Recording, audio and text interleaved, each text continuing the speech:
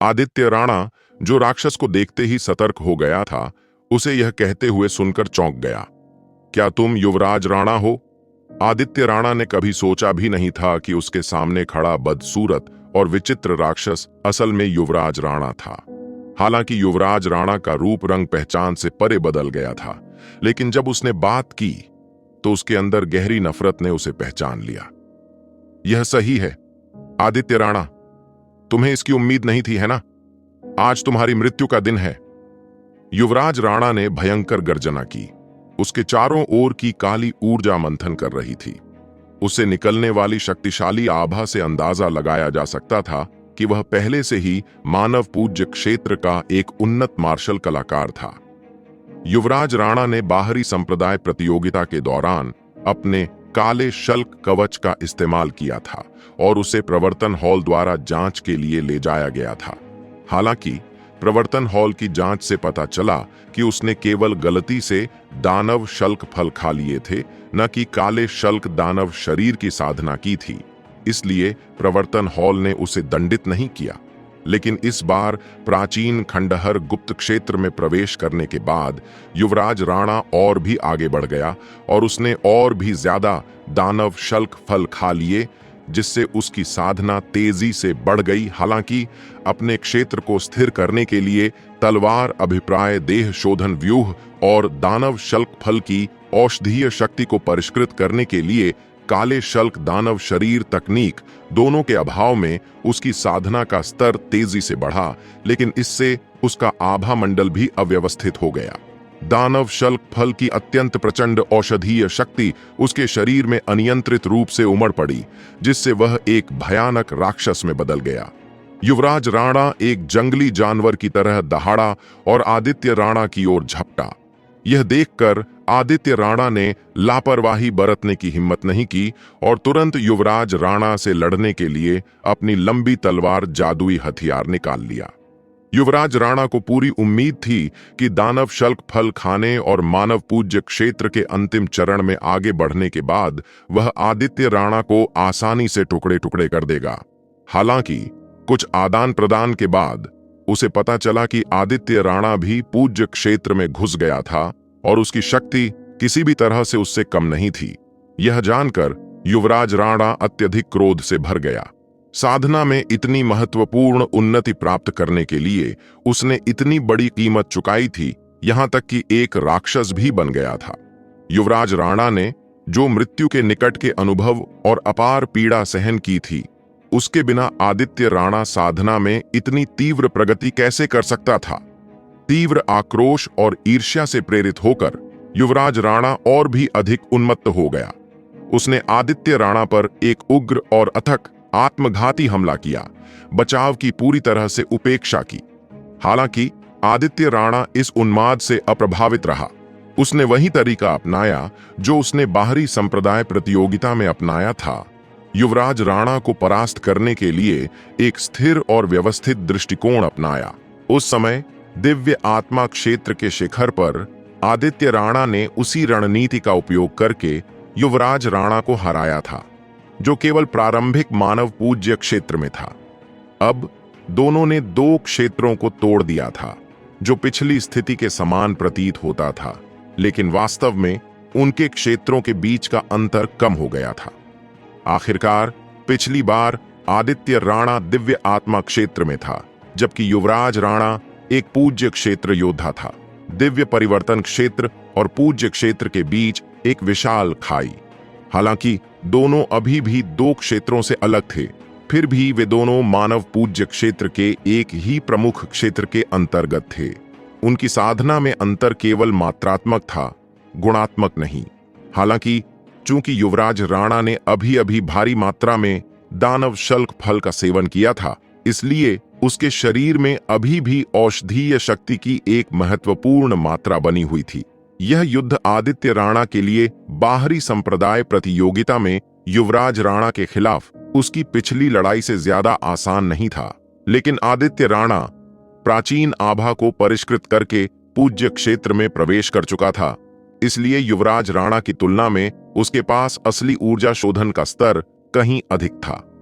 इसके अलावा उसने 8वें स्तर की तलवार अभिप्राय देह शोधन व्यूह का उपयोग करके काफी समय तक साधना की थी, जिससे उसका शरीर और आधार युवराज राणा से कहीं बेहतर था। हालांकि युवराज राणा को दानव शल्क फल की औषधीय शक्ति का लाभ मिला था और उसके काले शल्क कवच के कारण उसे मजबूत रक्षात्मक बढ़त हासिल थी, फिर भी वह अंततः आदित्य राणा का मुकाबला नहीं कर सका। एक दिन और एक रात की भीषण लड़ाई के बाद युवराज राणा अंततः आदित्य राणा के हाथों मारा गया। आदित्य राणा की तलवार से उसका गला छलनी हो गया था और युवराज राणा अपनी असली ऊर्जा और खून खो चुका था। अब अपने घावों को भर नहीं सकता था।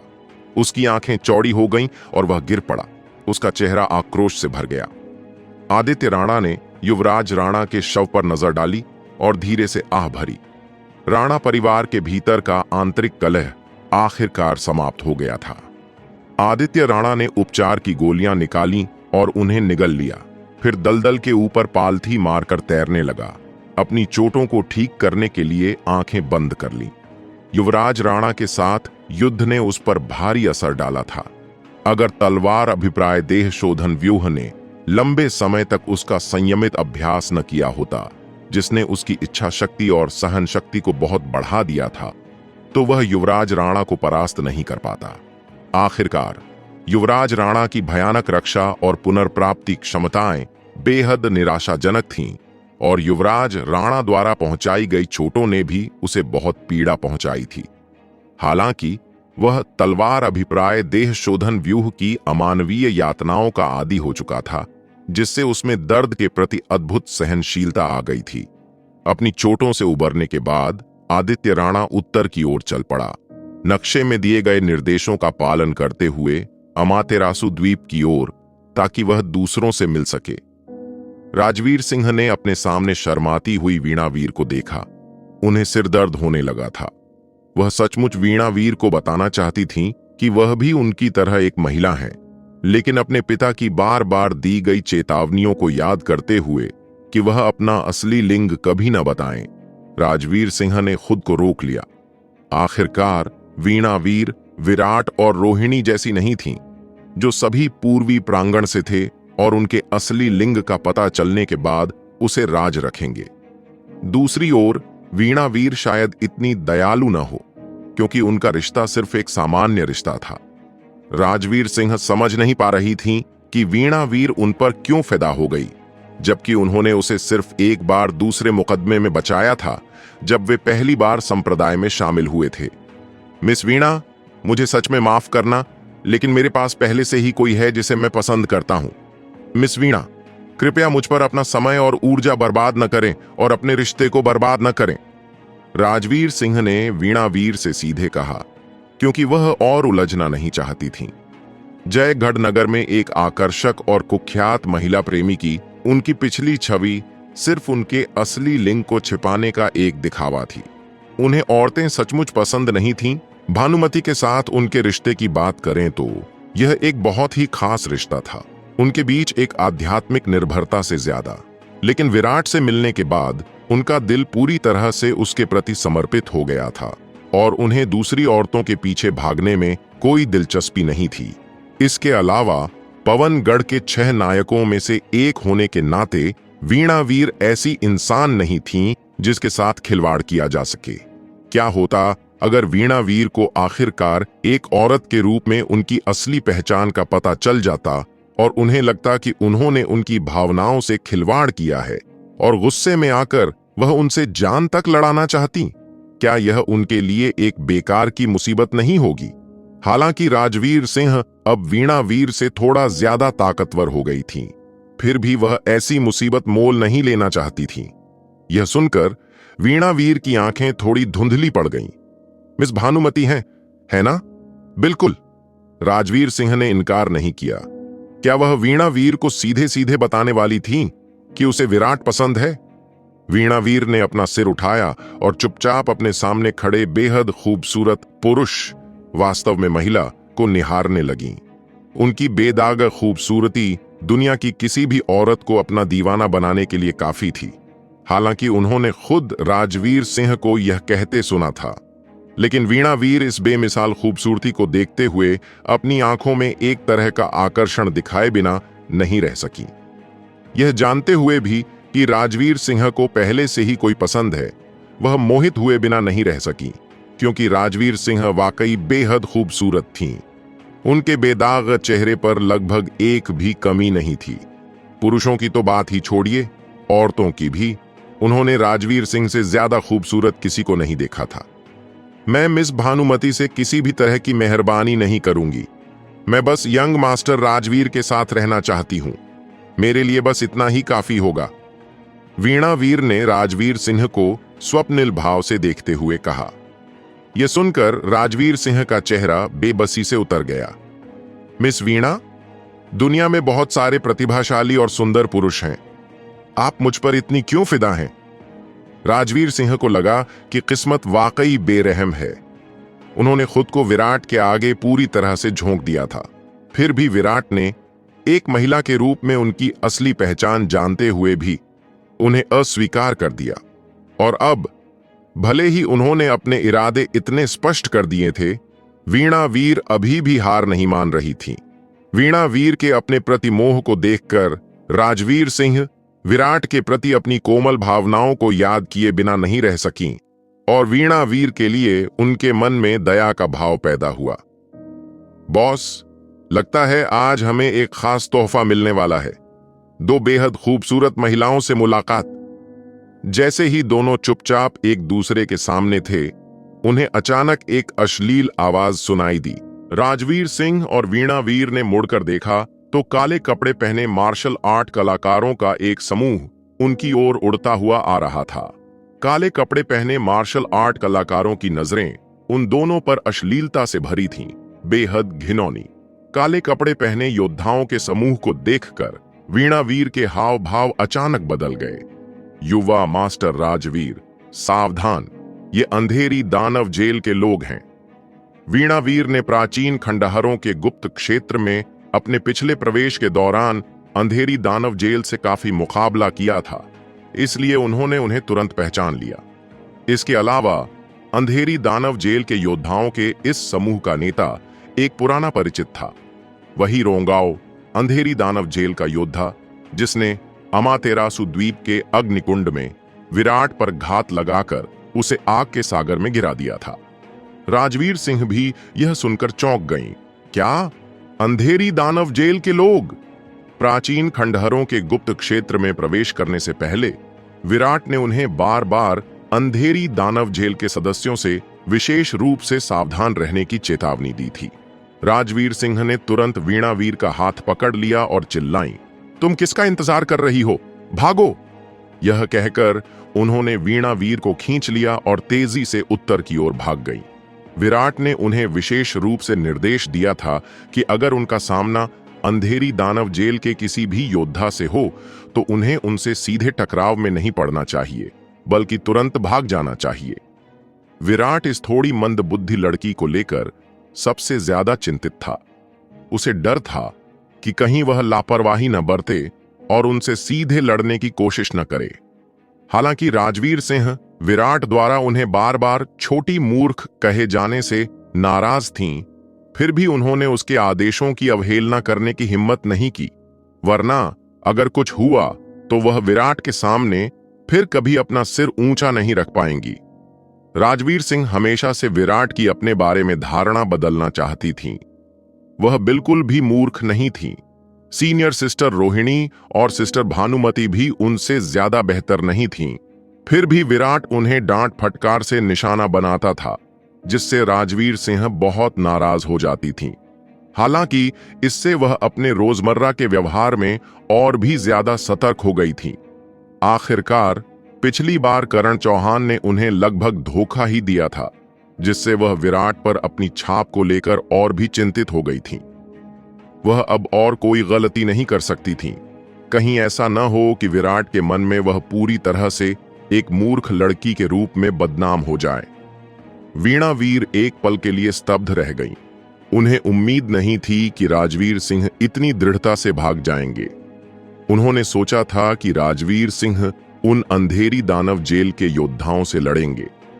आखिरकार वे अंधेरी दानव जेल के योद्धा भी मानव पूज्य क्षेत्र के प्रारंभिक चरण में थे, जबकि राजवीर सिंह का क्षेत्र उनसे कमतर नहीं था।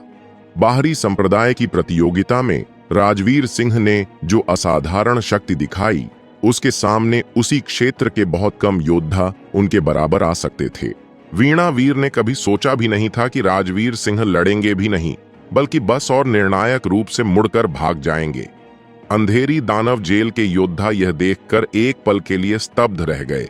फिर राजवीर सिंह और वीणावीर को कोसते हुए बोले, भागने की कोशिश कर रहे हो, सपने देखो। यह कहते हुए रोंगाओ और उसके अंधेरी दानव जेल योद्धाओं के समूह ने राजवीर सिंह और वीणावीर का पीछा किया। रोंगाओ ने पवनगढ़ अकादमी के 2 शिष्यों में से एक वीणावीर को पहचान लिया, जिसका विराट से गहरा संबंध था और उन्हें आसानी से जाने देने की संभावना और भी कम थी। अगर वह इन दोनों को पकड़ लेता तो शायद विराट के खिलाफ उन्हें एक शक्तिशाली हथियार की तरह इस्तेमाल कर पाता। इसके अलावा वह उनकी खूबसूरती का दीवाना था, खासकर राजवीर सिंह का, जो वाकई बेहद खूबसूरत थीं। हालांकि राजवीर सिंह ने पुरुषों का वेश धारण किया था, फिर भी उसने उसे मोहित कर लिया। इतनी खूबसूरती में लिंग की परवाह किसे थी? युवा मास्टर राजवीर, क्या हमें इन अंधेरी दानव जेल के योद्धाओं को हराने की कोशिश नहीं करनी चाहिए? अंधेरी दानव जेल हमारी पवनगढ़ अकादमी का एक बड़ा दुश्मन है। इन अंधेरी दानव जेल के योद्धाओं को हराना एक बड़ी उपलब्धि होगी। वीणावीर ने राजवीर सिंह से हिचकिचाते हुए पूछा। राजवीर सिंह ने उनका हाथ थाम लिया और उन्हें अचानक कमजोरी का एहसास हुआ। वह चाहती थीं कि काश वह हमेशा के लिए उनकी गिरफ्त में रह पाती। हालांकि पवनगढ़ अकादमी की एक शिष्या होने के नाते वह फिर भी अपनी बात कहने में कामयाब रहीं।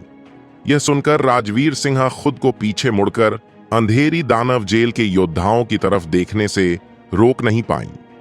एक पल झिझकने के बाद उन्होंने आखिरकार सिर हिलाया और कहा, ये कमीने वाकई घिनौने हैं। मुझे भी लगता है कि इन्हें मार गिराना ही बेहतर होगा।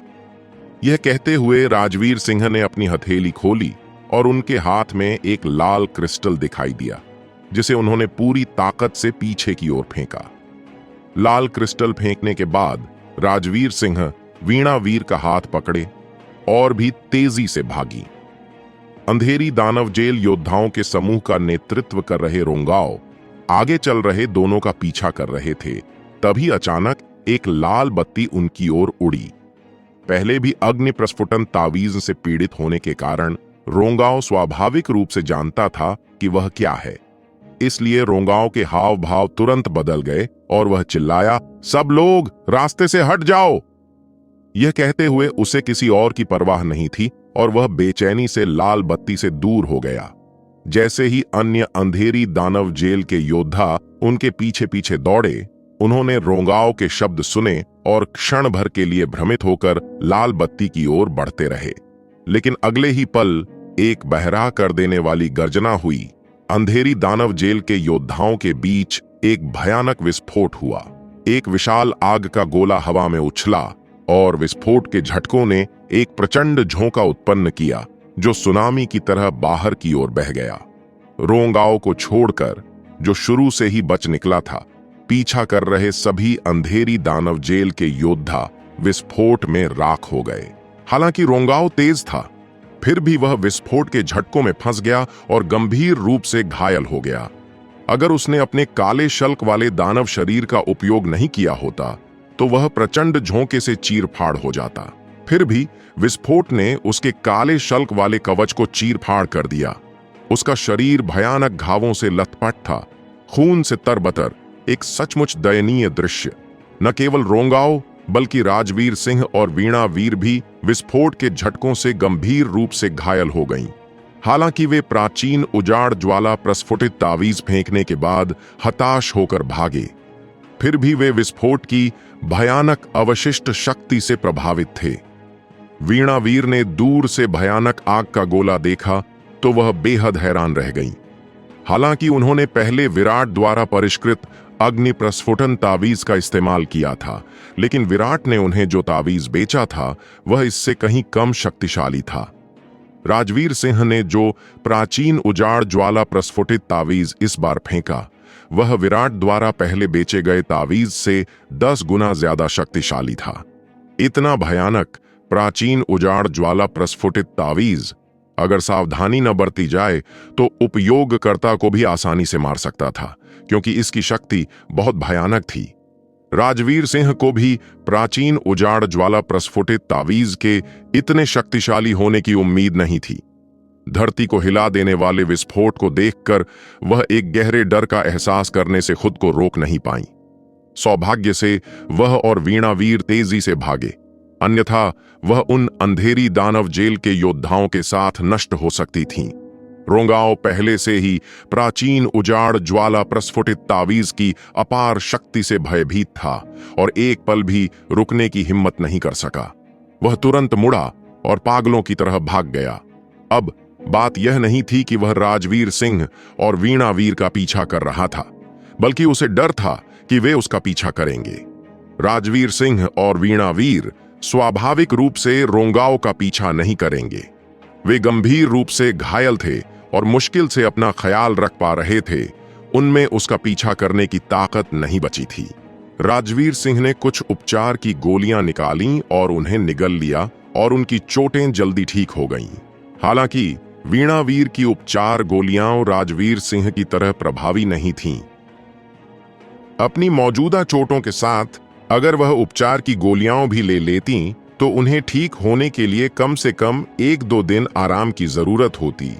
यह देखकर राजवीर सिंह ने कुछ उपचार की गोलियां निकालीं और वीणावीर को खाने के लिए दे दीं। हालांकि उपचार की गोलियां काफी कीमती थीं, वीणावीर उनके ही प्राचीन उजाड़ ज्वाला प्रस्फुटित तावीज से घायल हो गई थीं और राजवीर सिंह यूं ही चुपचाप खड़ी नहीं रह सकती थीं। मिस वीणा, आप आगे कहां जा रही हैं? राजवीर सिंह ने वीणावीर की ओर देखते हुए पूछा। जहां भी युवा गुरु राजवीर जाएंगे, मैं भी वहां जाऊंगी। वीणावीर ने राजवीर सिंह की ओर देखते हुए शर्माते हुए कहा। दरअसल उन्होंने पहले वीर परिवार के शिष्यों से एक निश्चित स्थान पर मिलने की योजना बनाई थी, लेकिन आखिरकार वह राजवीर सिंह से मिल ही गईं और साथ समय बिताने के इस दुर्लभ अवसर को गंवाना नहीं चाहती थीं। यह सुनकर राजवीर सिंह को बेबसी का एहसास हुआ। वह पूर्वी प्रांगण के शिष्यों से मिलने अमातेरासु द्वीप जा रहे थे। अगर वह किसी बाहरी व्यक्ति को साथ ले जाते तो उन्हें नहीं पता था कि विराट उन्हें फिर से डांटेगा या नहीं। मिस वीणा, मैं पूर्वी प्रांगण के अपने साथी शिष्यों से मिलने जा रहा हूं। आप हमारी पूर्वी प्रांगण से नहीं हैं, इसलिए यह थोड़ा अनुचित हो सकता है। राजवीर सिंह ने कुछ अजीब ढंग से कहा। क्या युवा मास्टर राजवीर, युवा मास्टर विराट और अन्य लोगों से मिलने अमातेरासु द्वीप जा रहे हैं? वीणावीर ने पूछा। उनकी आंखें चमक रही थीं जब वह राजवीर सिंह को देख रही थीं। तुम्हें कैसे पता चला? राजवीर सिंह ने तुरंत जिज्ञासा से भरकर पूछा। वीणावीर उनके पूर्वी प्रांगण से नहीं थीं, तो उन्हें इस बारे में कैसे पता चल सकता था? क्या किसी ने जानकारी लीक कर दी थी? ये समझ में नहीं आया। केवल पूर्वी प्रांगण के शिष्यों को ही इसके बारे में पता था। खबर लीक होने का कोई कारण नहीं था।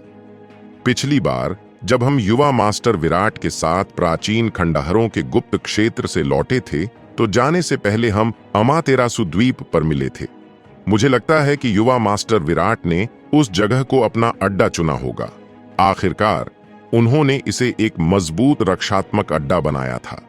इस बार हमारे वीर परिवार के शिष्यों ने भी अमातेरासु द्वीप के पास मिलने का फैसला किया है, इसलिए हम उसी रास्ते से यात्रा कर रहे हैं। वीणावीर ने मुस्कुराते हुए कहा। अब राजवीर सिंह उनके साथ यात्रा करने से इनकार तो नहीं कर सकते थे, है ना? यह सुनकर राजवीर सिंह को आखिरकार समझ आ गया। तो विराट पहले भी वीणावीर को अमातेरासु द्वीप ले जा चुका था। ऐसे में अगर वह वीणावीर को भी साथ ले जाते तो भी विराट शायद उन्हें डांटेगा नहीं। जब तुम पिछली बार प्राचीन खंडहरों के गुप्त क्षेत्र में प्रशिक्षण ले रही थीं, तो क्या तुम भी विराट के साथ थीं? राजवीर सिंह ने उत्सुकता से पूछा। विराट ने उन्हें प्राचीन खंडहरों में अपने अनुभवों के बारे में नहीं बताया था, इसलिए उन्हें नहीं पता था कि उसने वहां क्या क्या झेला था। शुरू में मैंने कुछ समय के लिए युवा मास्टर विराट के साथ यात्रा की थी, लेकिन बाद में अमातेरासु द्वीप पर हम अलग हो गए। इस पर राजवीर सिंह के गलतफहमी के डर से वीणावीर ने जल्दी से समझाया, युवा मास्टर विराट और मैं बस साथ यात्रा कर रहे थे, हमारे बीच कुछ भी नहीं था। विराट से दूरी बनाने की वीणावीर की उत्सुकता देखकर राजवीर सिंह को यह मजाक लग गया। उन्होंने उन्हें चिढ़ाने का फैसला किया। दरअसल विराट काफी अच्छा है, शायद तुम मेरे साथ रहने से ज्यादा उसके साथ रहोगी। यह सुनकर वीणावीर तुरंत भड़क उठी। आप क्या कह रहे हैं युवा मास्टर राजवीर? मेरा दिल सिर्फ आपका है, मेरे पास किसी और के लिए जगह कैसे हो सकती है? राजवीर सिंह अवाक रह गईं। यह वाकई एक दुखद नियति थी। कौन जानता था कि इसका अंत कैसे होगा। वह एक औरत थी, वह वीणावीर के साथ कैसे रह सकती थी? पहली बार राजवीर सिंह को अपने क्रॉस ड्रेसिंग से परेशानी हुई और पहली बार उन्हें अपने पिता से थोड़ी नाराजगी भी हुई, क्योंकि उन्होंने उन्हें पुरुषों का वेश धारण करवाया था। मेरे पिता वाकई कमाल के हैं, उन्होंने सोचा। मुझे पुरुष होने का नाटक क्यों करना पड़ रहा है? मुझे सिंह परिवार के युवा स्वामी के पद की जरा भी परवाह नहीं, जो चाहे ले ले। खैर, कौन कहता है कि एक महिला युवा स्वामी नहीं हो सकती? पवनगढ़ शाही शहर के 5 महान परिवारों में से एक यादव परिवार की युवा स्वामी यशोधरा यादव अब भी एक महिला ही है।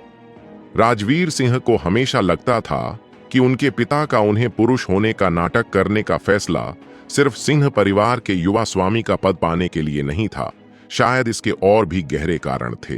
हालांकि चूंकि उनके पिता ने कुछ नहीं कहा, वह राज समझ नहीं पाई और बस आज्ञा मान सकीं। राजवीर सिंह ने और कुछ नहीं कहा। चूंकि वीणावीर उनका पीछा करना चाहती थीं, इसलिए उन्होंने उन्हें ऐसा करने दिया।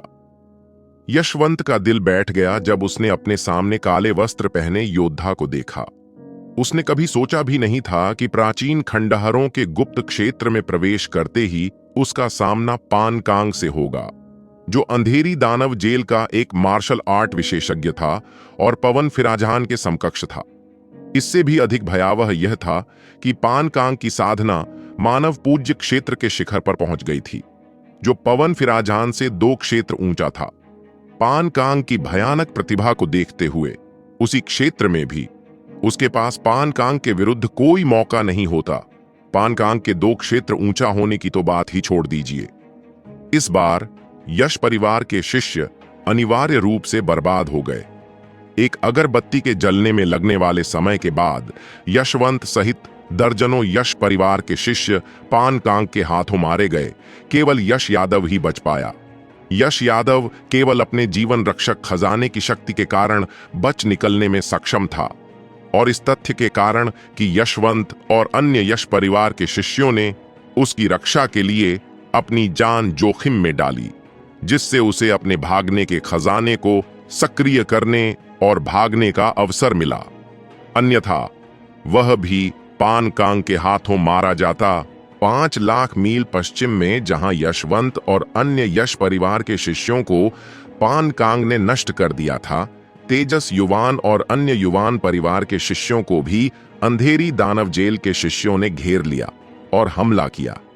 हालांकि तेजस युवान और अन्य युवान परिवार के शिष्य यशवंत की तुलना में बेहतर स्थिति में थे, क्योंकि तेजस युवान वासुकी के नेतृत्व में अंधेरी दानव जेल के शिष्यों के एक समूह का सामना कर रहा था।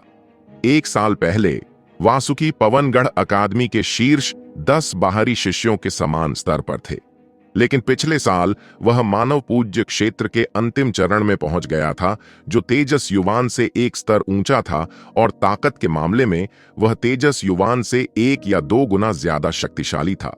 वासुकी के भयंकर हमलों का सामना करते हुए तेजस युवान खुद को संभाले रखने के लिए संघर्ष कर रहा था, और युवान परिवार के अन्य शिष्य भी उन अंधेरी दानव जेल योद्धाओं की घेराबंदी में समान रूप से संकट में थे। ऐसा इसलिए था क्योंकि इन अंधेरी दानव जेल के सभी शिष्यों ने काले शल्क दानव शरीर की साधना की थी, और उसी स्तर पर पवनगढ़ अकादमी के शिष्य उनका मुकाबला करने लायक नहीं थे।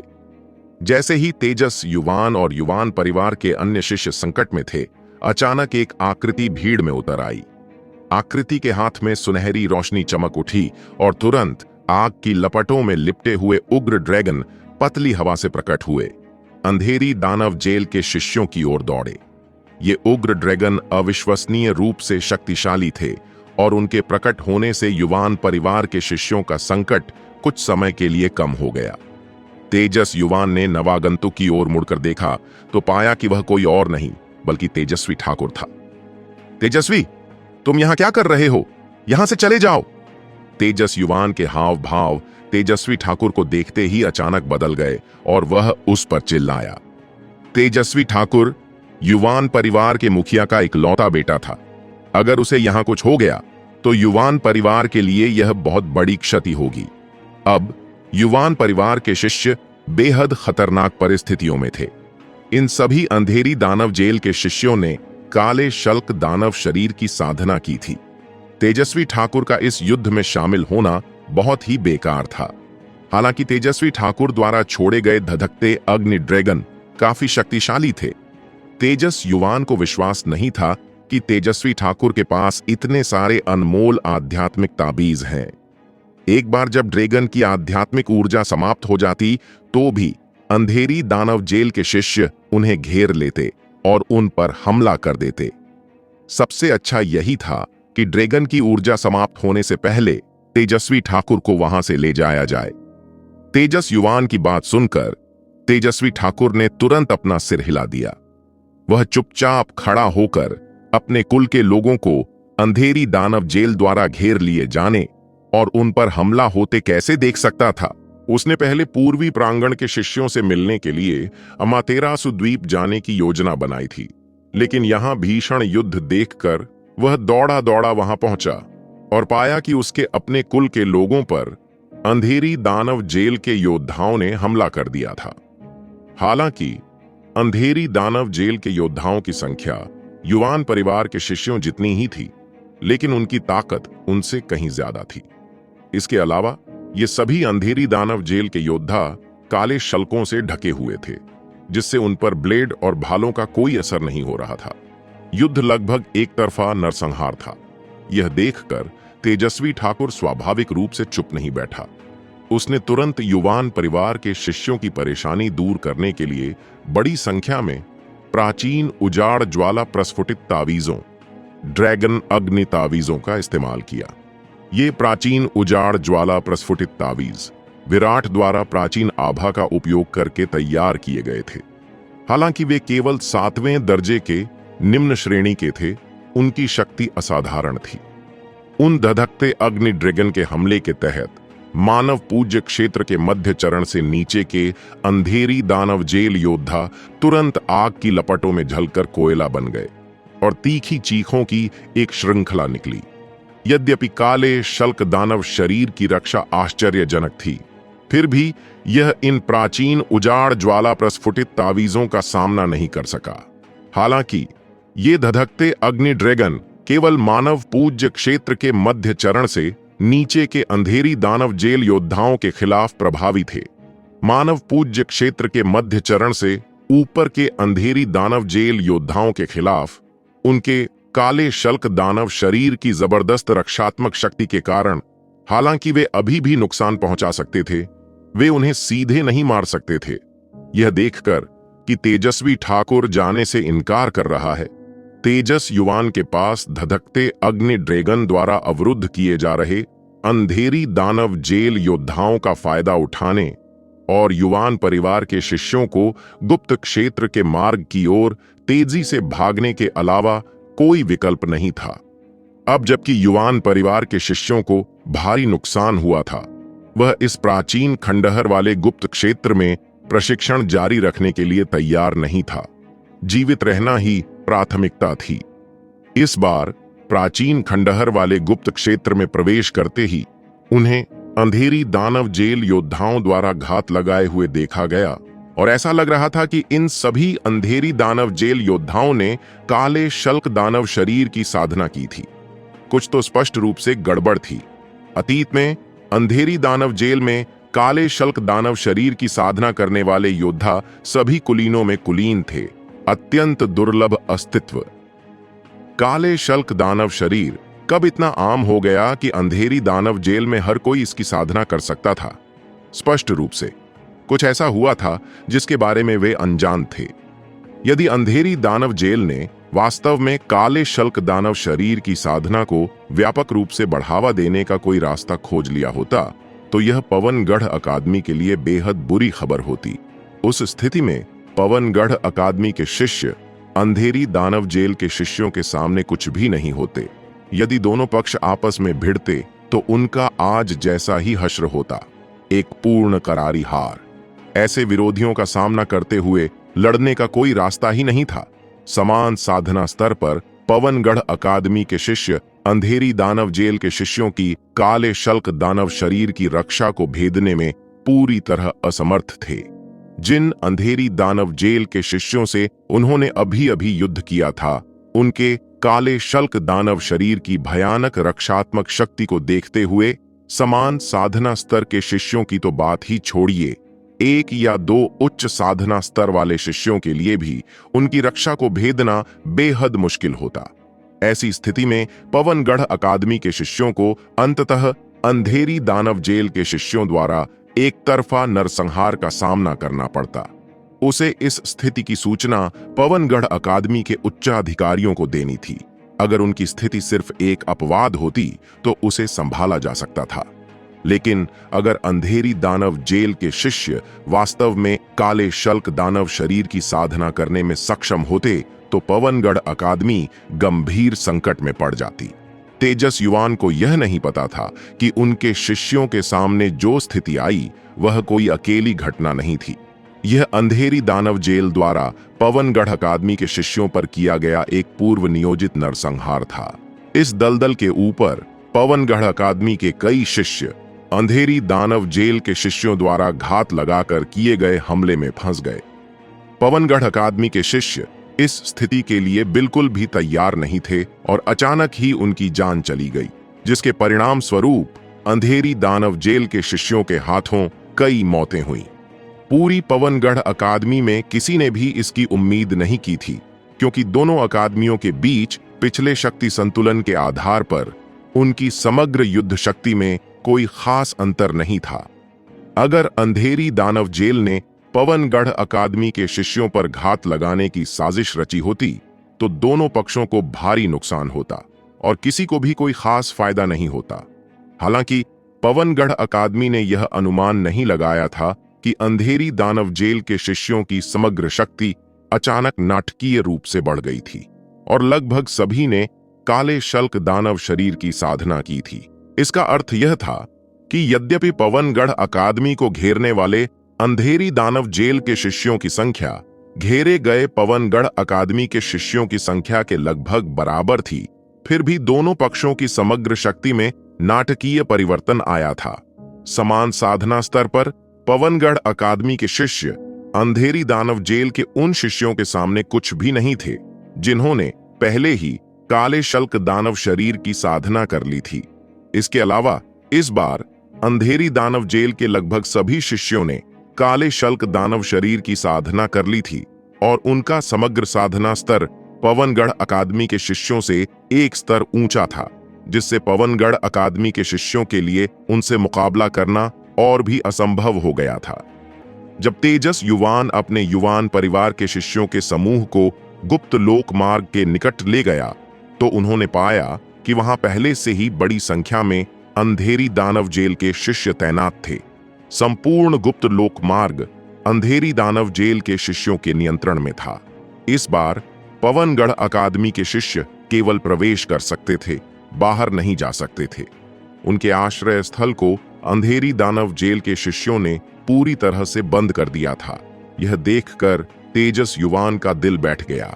अब उसे और भी यकीन हो गया था कि अंधेरी दानव जेल के शिष्यों का वह समूह कोई अकेला मामला नहीं था, बल्कि अंधेरी दानव जेल के साथ सचमुच कुछ असाधारण घटित हुआ था, जिससे उसे काले शल्क दानव शरीर की साधना को बढ़ावा देने के लिए ढेरों विधियां प्राप्त हो गईं।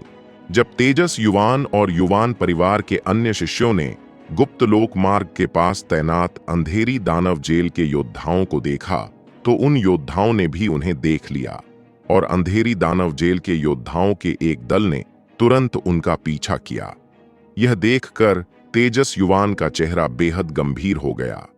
अब चूंकि अंधेरी दानव जेल ने उनके भागने का रास्ता बंद कर दिया था, इसलिए अगर वे अपनी जान बचा भी लेते तो भी वे इस प्राचीन खंडहर गुप्त लोक में पूरी तरह से फंस जाते और मर जाते। हालांकि तेजस युवान अब इसके बारे में सोच भी नहीं सकता था। भागना ही प्राथमिकता थी। जाओ, तेजस युवान ने बचे हुए युवान परिवार के शिष्यों को आदेश दिया।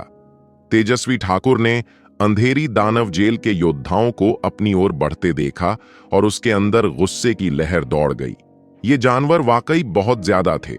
अगर इन्हें सबक न सिखाया जाए तो ये सचमुच सोचेंगे कि इन्हें धमकाना आसान है।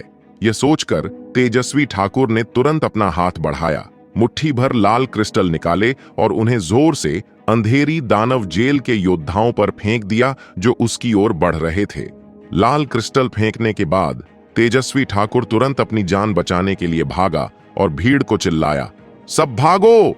तेजस्वी ठाकुर के इस बेतहाशा भागने को देखकर भीड़ पहले तो थोड़ी उलझन में पड़ गई, लेकिन चूंकि तेजस्वी ठाकुर ने उन्हें भागने के लिए कहा था, इसलिए उन्होंने उसकी बात मान ली और पूरी गति से दौड़ते हुए उसके पीछे चल पड़े।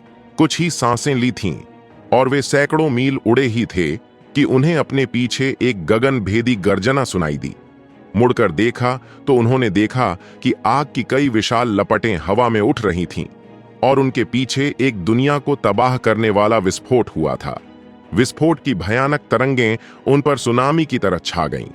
हजारों मील दूर से भी भीड़ उस भयानक तरंग से हिल रही थी, खून की खांसी कर रही थी और उस भयानक बल से उनके शरीर लगभग टुकड़े टुकड़े हो रहे थे। सौभाग्य से वे तेजी से भागे और विस्फोट के केंद्र से कुछ दूरी पर थे, अन्यथा उनमें से ज्यादातर उस भयानक विस्फोट में मारे जा सकते थे। उनका पीछा कर रहे अंधेरी दानव जेल के योद्धा बहुत पहले ही विस्फोट में राख हो चुके थे। यह देखकर तेजस्वी ठाकुर को आखिरकार राहत मिली और उसने समूह से कहा, ठीक है, चलो जल्दी से निकल चलते हैं, वरना अगर वे फिर से पकड़ में आ गए तो बहुत बुरा होगा। प्राचीन उजाड़ ज्वाला प्रस्फुटित तावीज की शक्ति अपार थी, लेकिन वह पूरी तरह से ठीक नहीं थी। उसने दुश्मन के बहुत पास इसका इस्तेमाल करने की हिम्मत नहीं की, वरना दुश्मन तो मारा जा सकता था, लेकिन वह खुद भी उनके साथ मर सकता था। वह प्राचीन उजाड़ ज्वाला प्रस्फुटित तावीज का इस्तेमाल तभी कर पाया जब वह दुश्मन से काफी दूर था। हालांकि यह दलदल धुंध में घिरा हुआ था, जिससे उनकी दृश्यता गंभीर रूप से सीमित हो गई थी। जब तक वे दुश्मन को देखते, तब तक वे अक्सर कुछ 100 मील ही दूर होते थे। उनके जैसे शक्तिशाली व्यक्तियों के लिए सैकड़ों मील पलक झपकने के बराबर होते हैं। दोनों पक्षों के बीच टकराव और उलझना आसान है, जिससे वह दूरी बनाने और प्राचीन उजाड़ ज्वाला प्रस्फुटित तावीज का इस्तेमाल करने में बाधा उत्पन्न कर पाया। तेजस्वी ठाकुर ने समूह को अमातेरासु द्वीप की ओर ले जाया।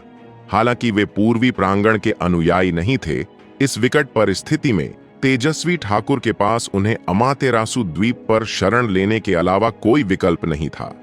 आखिरकार वह अपने लोगों को छोड़कर उन्हें अंधेरी दानव जेल के योद्धाओं द्वारा मारे जाते हुए नहीं देख सकता था। जहां तक इन गैर पूर्वी प्रांगण के अनुयायियों को अमातेरासु द्वीप तक ले जाने की बात है, तो उसे बाद में विराट से माफी मांगनी होगी। विराट जो भी सजा देता वह सहर्ष स्वीकार कर लेता। भानुमति को अमातेरासु द्वीप जाते समय अंधेरी दानव जेल के योद्धाओं द्वारा घात लगाकर हमला भी झेलना पड़ा। हालांकि पूर्वी प्रांगण के अन्य शिष्यों के विपरीत, जिन्होंने अपने आसपास के अंधेरी दानव जेल के योद्धाओं को मारने के लिए प्राचीन उजाड़ ज्वाला प्रस्फुटित तावीज का इस्तेमाल किया था, ये शुरू में शत्रुतापूर्ण अंधेरी दानव जेल के शिष्य अंततः आज्ञाकारी रूप से उसके पीछे चले गए और उसके सबसे वफादार रक्षक बन गए। अंधेरी दानव जेल के सभी योद्धा भानुमति को अद्वितीय कट्टरता और श्रद्धा से देखते थे। अगर भानुमति मरने का आदेश भी देती तो भी वे पीछे नहीं हटते। प्राचीन आभा को परिष्कृत करने और पूज्य क्षेत्र में प्रवेश करने के बाद भानुमति ने दिव्य सुगंध आकर्षण शरीर को उसकी पूर्ण अवस्था तक विकसित कर लिया था।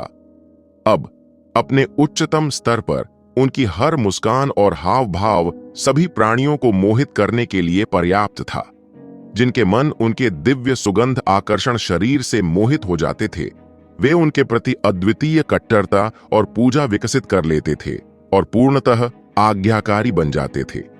जब तक वह दिव्य सुगंध आकर्षण शरीर के प्रभाव को दूर नहीं कर देती, तब तक उनके अधीन ये लोग उनके सबसे आज्ञाकारी सेवक बने रहते थे। चाहे उन्हें चाकुओं के पहाड़ों पर चढ़ने या आग के समुद्र में गोता लगाने का आदेश भी दिया जाए, वे जरा भी नहीं हिचकिचाते थे। यह दिव्य सुगंध आकर्षण शरीर की भयानक शक्ति थी। दिव्य सुगंध आकर्षण शरीर के प्रयोग की दो विधियां हैं। एक है किसी व्यक्ति के मन को मोहित करके उसे समर्पित और पूजनीय बनाना, जिससे वह उनका सबसे वफादार सेवक बन जाए। दूसरी है किसी व्यक्ति की सबसे आदिम इच्छाओं को जगाना, जिससे मोहित व्यक्ति पूरी तरह से उनके आकर्षण के अधीन हो जाए। हालांकि इस विधि में अक्सर मोहित व्यक्ति के साथ शारीरिक संबंध बनाने की आवश्यकता होती है ताकि उसकी पूरी शक्ति प्रकट हो सके, और यह पहली विधि से 10 गुना अधिक शक्तिशाली है। भानुमति ने स्वाभाविक रूप से इन अंधेरी दानव जेल के शिष्यों को नियंत्रित करने के लिए पहली विधि का उपयोग किया। जहां तक दूसरी विधि की बात है, वह इसे विराट के अलावा किसी और पर कभी नहीं इस्तेमाल करेगी। दुर्भाग्य से विराट की इच्छा शक्ति बहुत प्रबल थी। दिव्य सुगंध आकर्षण शरीर की सबसे शक्तिशाली चाल का उपयोग करने के बाद भी विराट मोहित नहीं हुआ था और उसने उसके साथ शारीरिक संबंध नहीं बनाए, जिससे उस समय भानुमति विराट से नाराज हो गई थी। बेशक भानुमति द्वारा विराट पर दिव्य सुगंध आकर्षण शरीर का प्रयोग उसे नियंत्रित करने के इरादे से नहीं किया गया था। सबसे पहले वह यह देखना चाहती थी कि क्या यह विराट पर काम करेगा, और दूसरी बात, वह इस बात से नाराज थी कि विराट ने उनके साथ विवाह नहीं किया था। दुर्भाग्य से दिव्य सुगंध आकर्षण शरीर इतना शक्तिशाली था कि राजवीर सिंह भी उससे मोहित हो गई थीं, जो स्वयं एक महिला हैं। लेकिन विराट पर इसका कोई असर नहीं हुआ। भानुमति इतनी क्रोधित थी कि वह उसे पीटना चाहती थी। दिव्य सुगंध आकर्षण शरीर में निपुणता हासिल करने के बाद भानुमति ने इसका परीक्षण केवल राजवीर सिंह और विराट पर किया था। उसने पहले कभी किसी तीसरे व्यक्ति पर इसका प्रयोग नहीं किया था। यह तीसरी बार था जब उसने इसका प्रयोग किया था। इस बार दिव्य सुगंध आकर्षण शरीर की भयानक शक्ति वास्तव में प्रकट हुई। इसे सक्रिय करने के बाद उसने एक ऐसा आकर्षक आकर्षण प्रकट किया जो सभी प्राणियों को मोहित कर सकता था। इस समय केवल एक नजर और एक मुस्कान ही उन दुष्ट अंधेरी दानव जेल के शिष्यों को पूरी तरह से वश में करने और उन्हें अपनी हर आज्ञा का पालन करने के लिए मजबूर करने के लिए पर्याप्त थी। ये अंधेरी दानव जेल के शिष्य, जिन्होंने पवनगढ़ अकादमी के शिष्यों को भारी क्षति पहुंचाई थी, अब कट्टर अनुयायियों के एक समूह की तरह भानुमति को घेर रहे थे, सिर झुकाकर उसकी हर बात मान रहे थे। अपनी यात्रा के दौरान भानुमति ने 100 से ज्यादा अंधेरी दानव जेल के शिष्यों को वश में किया था। निस्संदेह भानुमति द्वारा नियंत्रित अंधेरी दानव जेल के शिष्य अधिकांशतः मानव पूज्य क्षेत्र के प्रारंभिक और मध्य चरणों के मार्शल कलाकार थे। मानव पूज्य क्षेत्र के अंतिम चरण के मार्शल कलाकारों को नियंत्रित करना उसके साधना स्तर को देखते हुए उसके लिए थोड़ा कठिन होगा। मानव पूज्य क्षेत्र के शिखर पर मौजूद मार्शल कलाकारों के लिए वह उन्हें केवल अस्थायी रूप से भ्रमित कर सकती थी और उन्हें पूरी तरह से नियंत्रित नहीं कर सकती थी, जैसा कि वह मानव पूज्य क्षेत्र के मध्य चरण के कलाकारों को नियंत्रित कर सकती थी। बेशक अगर वह दूसरी नियंत्रण विधि का इस्तेमाल करती तो मानव पूज्य क्षेत्र के सर्वोच्च मार्शल कलाकार की तो बात ही छोड़िए, यहां तक कि आधे कदम के पृथ्वी पूज्य क्षेत्र के मार्शल कलाकार को भी आसानी से नियंत्रित किया जा सकता था। हालांकि भानुमति के व्यक्तित्व को देखते हुए उसके लिए दूसरी विधि का इस्तेमाल केवल विराट पर या कभी कभी राजवीर सिंह के साथ मजाक करते समय ही करना तय था। वह इसे किसी तीसरे व्यक्ति पर कभी इस्तेमाल नहीं करती। जैसे ही भानुमति सैकड़ों मानव पूज्य क्षेत्र के अंधेरी दानव जेल के शिष्यों को अमातेरासु द्वीप की ओर ले जा रही थी, एक आकृति ने अचानक उनका रास्ता रोक दिया। इस आकृति से अतुलनीय रूप से शक्तिशाली आभा निकल रही थी, मानव पूज्य क्षेत्र के सर्वोच्च मार्शल कलाकार की तरह। इसके अलावा इस सर्वोच्च मानव पूज्य क्षेत्र के मार्शल कलाकार से निकलने वाली भयानक आभा को देखते हुए यह स्पष्ट था कि यह कोई साधारण मानव पूज्य क्षेत्र का सर्वोच्च मार्शल कलाकार नहीं था। ये देखकर भानुमति खुद को सतर्क महसूस करने से नहीं रोक सकी। इस नवागंतुक से निपटना शायद इतना आसान नहीं था।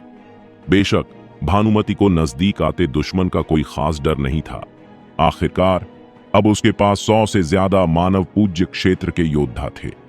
दुश्मन चाहे कितना भी ताकतवर क्यों न हो, वे 100 से ज्यादा अंधेरी दानव जेल के शिष्यों से मुकाबला नहीं कर सकते थे, जिन्होंने काले शल्क दानव शरीर की साधना की थी। पान कांग का चेहरा काला पड़ गया जब उसने अंधेरी दानव जेल के योद्धाओं के इस समूह को पवनगढ़ अकादमी की एक महिला शिष्या को घेरे हुए देखा, जो सब आज्ञाकारी दिख रहे थे। उसने उन पर ठंडे स्वर में चिल्लाया, तुम सब क्या कर रहे हो? इस औरत को पकड़ो। तुम्हारी हिम्मत कैसे हुई पान कांग? हमारे गुरु भानुमति का अनादर करने की तुम्हारी हिम्मत कैसे हुई? तुम मौत को दावत दे रहे हो। जो कोई भी हमारे गुरु का अनादर करने की हिम्मत करेगा, उसे बेरहमी से मार दिया जाएगा। उसे मार दो। अगर वह पान कांग है तो क्या हुआ? हम सब मिलकर काम कर रहे हैं, हम उसे आसानी से हरा सकते हैं। हां, उसे मार दो। पान कांग के शब्दों ने अंधेरी दानव जेल के शिष्यों को उसके आदेश का पालन करने के लिए मजबूर नहीं किया, बल्कि उन्होंने योद्धाओं को क्रोधित कर दिया। तुरंत कई अंधेरी दानव जेल योद्धा पान कांग की ओर दौड़े और हमला कर दिया। यह देखकर पान कांग तुरंत क्रोधित हो गया। उसने उन अंधेरी दानव जेल योद्धाओं पर दहाड़ते हुए कहा, तुम क्या सोच रहे हो? क्या तुम मौत को दावत दे रहे हो? हालांकि अंधेरी दानव जेल योद्धाओं ने उसकी पूरी तरह से अनदेखी की और उस पर हमला जारी रखा। पान कांग हैरान और क्रोधित दोनों था। उसने एक के बाद एक कई घूंसे बरसाए, जिससे उन कुछ अंधेरी दानव जेल योद्धाओं को, जिन्होंने उसका अनादर करने की हिम्मत की थी, उड़कर भाग गए। हालांकि उसने इन घूंसों में अपनी पूरी ताकत नहीं लगाई। उसने केवल उन्हें गंभीर रूप से घायल किया। उनका वास्तव में उन्हें मारने का इरादा नहीं था। आखिरकार वह केवल उन्हें चेतावनी देना चाहता था, उन्हें मारना नहीं। लेकिन अन्य अंधेरी दानव जेल योद्धा यह देखकर बिल्कुल भी भयभीत नहीं हुए। इसके बजाय वे और भी क्रोधित हो गए और उस पर हमला कर दिया। इन अंधेरी दानव जेल योद्धाओं ने हताश मुद्रा अपनाते हुए अपने काले शल्क दानव शरीर को छोड़ दिया। पान कांग ने कई और अंधेरी दानव जेल योद्धाओं को मार गिराया, लेकिन फिर भी वे बेखौफ उस पर टूट पड़े। पान कांग तुरंत क्रोधित हो गया और उसने कई शक्तिशाली घूंसे मारे, जिससे अंधेरी दानव जेल योद्धाओं के कवच के काले आवरण चकनाचूर हो गए। कई योद्धा तुरंत मर गए। हालांकि उसके नरसंहार से भी क्रोधित अंधेरी दानव जेल योद्धाओं का हौसला नहीं टूटा। इसके बजाय वे और भी अधिक उन्माद के साथ उस पर टूट पड़े। पान कांग के चेहरे पर गंभीरता छा गई। उसे आखिरकार एहसास हुआ कि इन योद्धाओं के साथ कुछ गड़बड़ है। सामान्यतः अंधेरी दानव जेल में उसकी स्थिति को देखते हुए ये योद्धा केवल उसके आदेशों का सम्मान पूर्वक पालन करते, उस पर हमला करने की हिम्मत नहीं करते। इसके अलावा उनके हमले उन्मत्त थे, एक बेपरवाह कट्टर उन्माद प्रदर्शित कर रहे थे, मानो उन्हें नियंत्रित किया जा रहा हो। पान कांग ने अंधेरी दानव जेल योद्धाओं से घिरी उस आकर्षक महिला की ओर देखा। अपने मनमोहक आकर्षण और दुनिया को मोहित कर देने वाली मुस्कान के साथ वह आकर्षक महिला एक अप्रतिरोध्य आकर्षण बिखेर रही थी। पान कांग क्षण भर के लिए उसकी सुंदरता देखकर दंग रह गया। पान कांग उस मनमोहक स्त्री भानुमति को गौर से देख रहा था, जिसमें अद्भुत शक्ति थी और उसके भीतर तीव्र स्नेह उमड़ रहा था। उसे लगा कि वह उसके जीवन में एकमात्र है और वह उसके लिए खुशी खुशी मर भी सकता है। हालांकि पान कांग आखिरकार असाधारण मार्शल आर्ट प्रतिभा का एक विलक्षण प्रतिभाशाली व्यक्ति था, जो इच्छा शक्ति में सामान्य मार्शल कलाकारों से कहीं आगे था। इसके अलावा उसकी साधना भानुमति से कहीं बेहतर थी और उसे तुरंत कुछ गड़बड़ का आभास हुआ और उसने जल्दी से अपना संयम संभाला। यह एहसास होने के बाद भी कि यह किसी प्रकार की गुप्त तकनीक है, वह उस स्त्री के प्रति अत्यधिक लगाव और प्रेम महसूस करने से खुद को नहीं रोक सका। उसे लगा कि वह उसका पूरा जीवन है, उसके बिना उसका जीवन अपना सारा अर्थ और रंग खो देगा। पान कांग को अपने विचारों में अंतहीन स्थायी स्नेह का एहसास हुआ और वह तुरंत भयभीत हो गया। यह कैसी गुप्त तकनीक थी जिसमें इतनी भयानक शक्ति थी? यह जानते हुए भी कि यह दूसरे पक्ष द्वारा इस्तेमाल की जाने वाली एक गुप्त तकनीक थी, फिर भी उसने अनजाने में उसके प्रति इतना गहरा लगाव और प्रशंसा महसूस की। कोई कल्पना ही कर सकता है कि उन योद्धाओं की कट्टरता और भक्ति, जिनका मन पहले से ही उसके नियंत्रण में था, इस महिला के प्रति कितनी गहरी थी। कोई आश्चर्य नहीं कि उसके प्रति एक अपमानजनक टिप्पणी करने मात्र से ही इन नियंत्रित अंधेरी दानव जेल के योद्धाओं ने उस पर लगातार हमला कर दिया, मानो उनकी सबसे कीमती संपत्ति का अपमान हो गया हो। पान कांग को लगा कि अगर वह पहले से सतर्क न होता और उस अवस्था में गहराई तक डूबा रहता, तो वह भी उस महिला के नियंत्रण वाले अंधेरी दानव जेल के योद्धाओं में से एक बन जाता, जो जरा सी भी परेशानी के संकेत पर उसके लिए अपनी जान जोखिम में डालने को तैयार रहता। होश में आने के बाद पान कांग को गहरा सदमा लगा और उसकी आंखों में एक भयंकर हत्या का भाव चमक उठा। इस महिला को जिंदा नहीं छोड़ा जा सकता था, अन्यथा वह अंधेरी दानव जेल के लिए बहुत बड़ा खतरा थी। ये सोचकर पान कांग आगे बढ़ा और भानुमति पर टूट पड़ा। हालांकि भानुमति 100 से ज्यादा अंधेरी दानव जेल के योद्धाओं से घिरी हुई थी, इसलिए पान कांग के लिए उसके पास पहुंचना आसान नहीं था। भानुमति के प्रति उसके इरादों को देखकर अंधेरी दानव जेल के योद्धा और भी क्रोधित हो गए और उन्मत्त क्रोध के साथ पान कांग पर टूट पड़े। हालांकि पान कांग इन अंधेरी दानव जेल योद्धाओं से कहीं अधिक शक्तिशाली था, फिर भी उनमें से प्रत्येक के पास काला शल्क दानव शरीर था, जिससे उन्हें अद्भुत रक्षात्मक क्षमताएं प्राप्त थीं। उन्हें मारना उसके लिए भी आसान नहीं था। इसके अलावा 100 से ज्यादा अंधेरी दानव जेल योद्धाओं की संयुक्त शक्ति भयावह थी। जल्द ही पान कांग अंधेरी दानव जेल योद्धाओं के एक विशाल घेरे में फंस गया, जिससे वह बच नहीं पा रहा था। भानुमति के पास पहुंचना तो दूर की बात है। अंधेरी दानव जेल योद्धाओं से पूरे आधे घंटे तक लड़ने के बाद पान कांग न केवल भानुमति तक पहुंचने और उसे मारने में असफल रहा, बल्कि वह घेरे से मुक्त भी नहीं हो सका। उस आधे घंटे में पान कांग ने 30-40 अंधेरी दानव जेल योद्धाओं को मार डाला, लेकिन उसकी अधिकांश वास्तविक ऊर्जा भी समाप्त हो चुकी थी। पान कांग ने अंततः असहाय होकर भानुमति की ओर देखा और केवल मुड़कर पीछे हट सका। अगर वह इन अंधेरी दानव जेल योद्धाओं से उलझता रहा, तो एक बार जब उसका असली सत्व और रक्त समाप्त हो गया और वह काला शल्क दानव शरीर का संचालन जारी नहीं रख सका, तो वह संभवतः इन अंधेरी दानव जेल योद्धाओं द्वारा घायल हो जाएगा। पान कांग को जाते देख भानुमति ने बिना पीछा किए अंधेरी दानव जेल योद्धाओं को भी तुरंत पीछे हटा लिया। पान कांग की ताकत बहुत भयानक थी, उनका जीवित रहना सर्वोपरि था। अगर ये अंधेरी दानव जेल योद्धा उनसे बहुत दूर चले गए और पान कांग ने अचानक हमला कर दिया, तो वह उनके घात का सामना नहीं कर पाएंगी। भानुमति ने शेष 60 या 70 अंधेरी दानव जेल योद्धाओं को उत्तर की ओर ले जाया। अंधेरी दानव जेल योद्धाओं के इस विशाल समूह के साथ उनके निजी रक्षक के रूप में उनकी सुरक्षा बिल्कुल भी चिंता का विषय नहीं थी। आधे दिन और यात्रा करने के बाद भानुमति को अचानक अंधेरी दानव जेल योद्धाओं के एक बड़े समूह का सामना करना पड़ा, जो उनका रास्ता रोक रहे थे।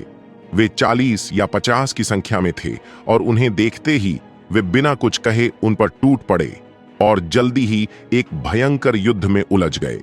भानुमति ने शुरू में इन नए लोगों को वश में करने के लिए पहले की तरह ही तरीका अपनाने का इरादा किया था, लेकिन वे अपनी लड़ाई में इतने मग्न थे कि उनकी तरफ देख भी नहीं पाए, जिससे उनका दिव्य सुगंध मंत्र बेअसर हो गया जैसे ही भानुमति को लगा कि कुछ गड़बड़ है, भीड़ में से एक आकृति अचानक उभरी और उन पर झपट्टी। वह आकृति अविश्वसनीय गति से आगे बढ़ी।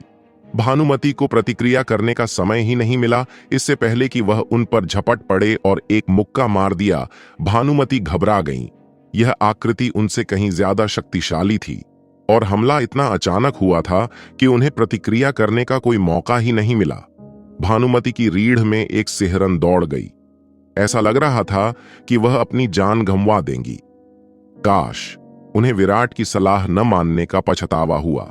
अपने दिव्य सुगंध आकर्षण शरीर पर भरोसा करके यह विश्वास करना पड़ा कि वह किसी भी अंधेरी दानव जेल योद्धा का बिना किसी डर के सामना कर सकती है। ऐसा लग रहा था कि उन्होंने अंधेरी दानव जेल की शक्ति और आतंक को कम करके आंका था, लेकिन अब पछतावा भी बेकार था। जैसे ही भानुमति अपनी आंखें बंद करके मौत का इंतजार करने ही वाली थीं कि हरे वस्त्र पहने एक आकृति उनके सामने प्रकट हुई और उस आकृति को, जिसने उन पर घात लगाकर हमला किया था, एक ही तलवार के वार से उड़ा दिया।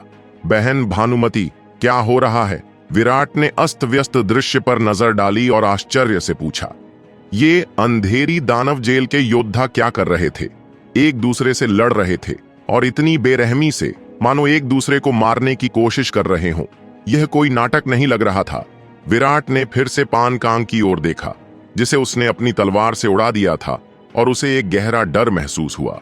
शुक्र है वह समय पर पहुंच गया था, वरना भानुमति सचमुच उसके हाथों मारी जाती। विराट को देखकर भानुमति हैरान और खुश दोनों हुई और उनके मन में एक सुकून भरा एहसास हुआ। पति, मुझे बहुत अफसोस है। मैंने आपके आदेश की अवहेलना की और अपनी मनमानी की, जिसके कारण यह अंजाम हुआ। भानुमति ने कुछ शर्मिंदगी के साथ विराट को सारी घटनाएं सुनाई।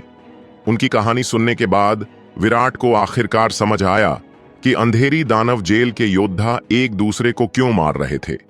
उसने उन्मत्त लड़ाई पर नजर डाली और मन ही मन चौंक गया। उसने उम्मीद नहीं की थी कि भानुमति का दिव्य सुगंध आकर्षण शरीर इतना भयानक होगा। यह दुश्मनों पर उसके अपने आत्मा प्रतिबंध द्वारा जबरन नियंत्रण करने से अनगिनत गुना ज्यादा प्रभावी था। आखिरकार जब उसने दुश्मनों को नियंत्रित करने के लिए आत्मा प्रतिबंध का इस्तेमाल किया, तो उन्होंने केवल जरूरत के चलते ही आज्ञा का पालन किया। हालांकि आत्मा प्रतिबंध द्वारा नियंत्रित लोग उसे धोखा देने की हिम्मत नहीं कर सकते थे, लेकिन जरूरी नहीं कि वे पूरे दिल से उसकी सेवा करने को तैयार हों। लेकिन दिव्य सुगंध आकर्षण शरीर द्वारा नियंत्रित ये अंधेरी दानव जेल के योद्धा भानुमति के लिए स्वेच्छा से अपनी जान जोखिम में डाल रहे थे। जैसे ही पान कांग सफल होने ही वाला था, नीले वस्त्र पहने एक युवक अचानक प्रकट हुआ और उसकी योजना पर पानी फेर दिया, जिससे वह सदमे और गुस्से से भर गया।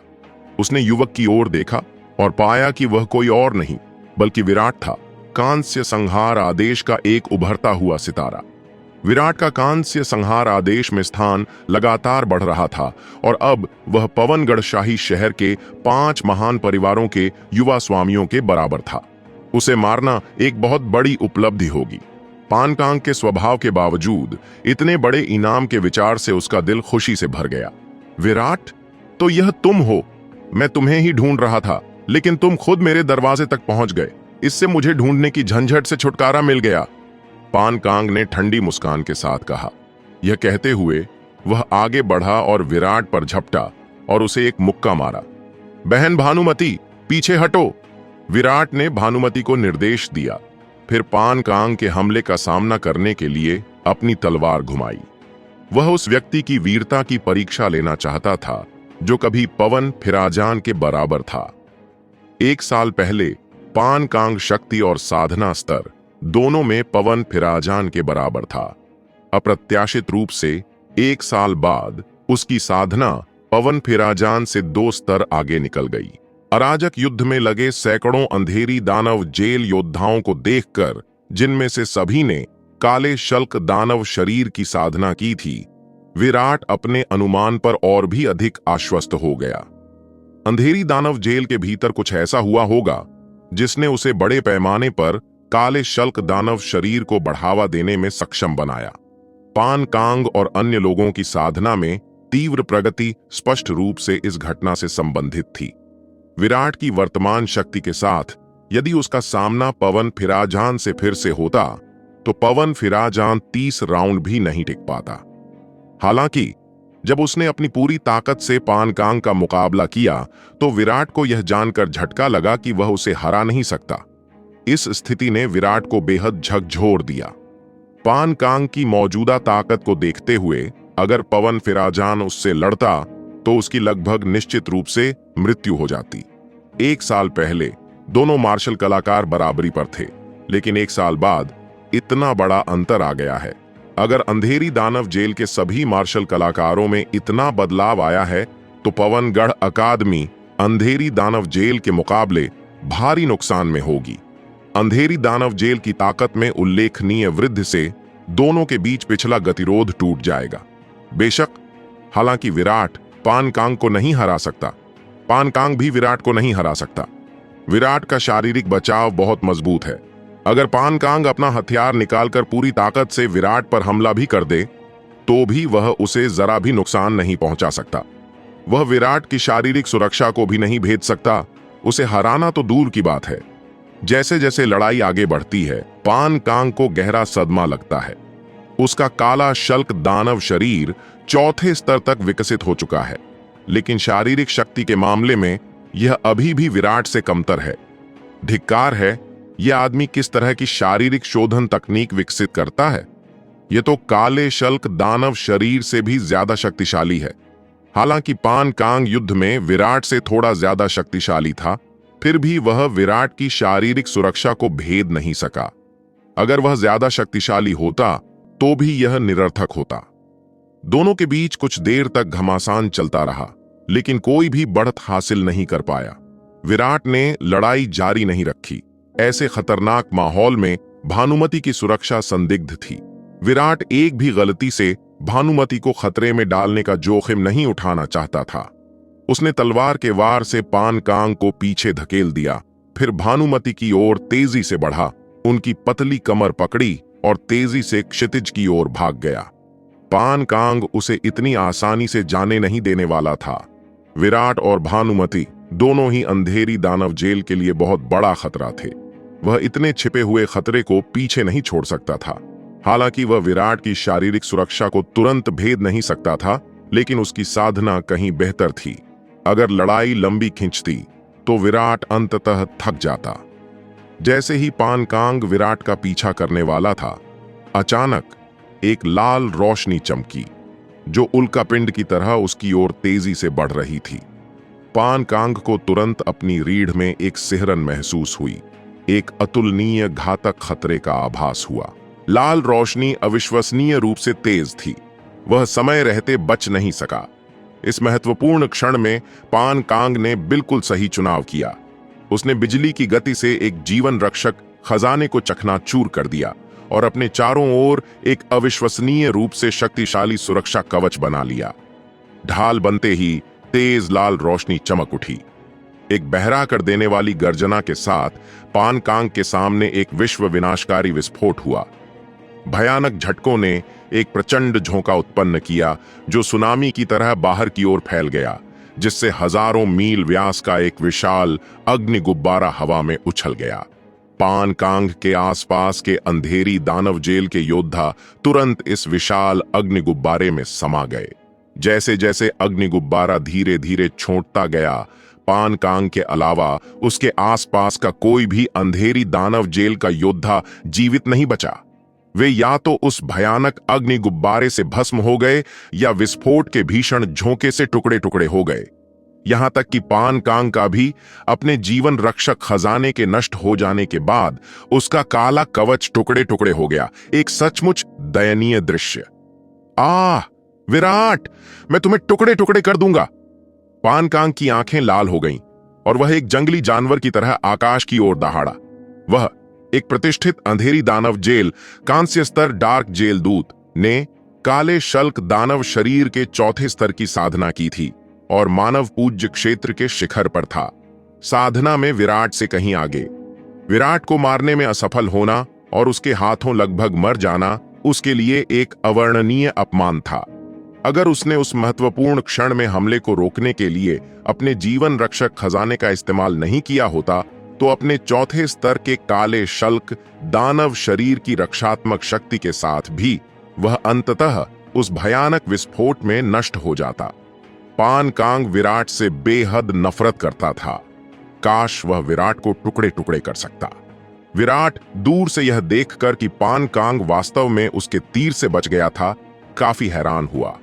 वह जानता था कि उसने अभी जो तीर इस्तेमाल किया था वह प्राचीन उजाड़ ज्वाला प्रस्फुटित बाण का दूसरा संस्करण था, एक ऐसा हथियार जो किसी अंतिम अवस्था वाले पृथ्वी पूज्य क्षेत्र विशेषज्ञ को गंभीर रूप से घायल करने के लिए पर्याप्त शक्तिशाली था।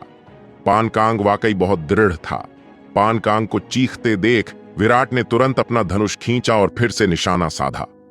पान कांग को लगा कि वह जानलेवा खतरा फिर से उसे घेर रहा है और उसका दिल डर से धड़कने लगा। वह और देर न कर सका और जल्दी से एक बच निकलने वाली कलाकृति को कुचलते हुए क्षितिज की ओर भाग गया। यह देखकर विराट को पछतावा हुआ। पान कांग काफी तेज था, वरना वह उसे कुछ और तीरों से पुरस्कृत कर सकता था, जिससे उसे प्राचीन उजाड़ ज्वाला प्रस्फुटित बाण का असली अनुभव होता। दोस्तों, आपको यह एपिसोड कैसा लगा हमें कमेंट करके जरूर बताएं और इस वीडियो को लाइक और शेयर करना ना भूलें। चलिए मिलते हैं एक नए एपिसोड के साथ।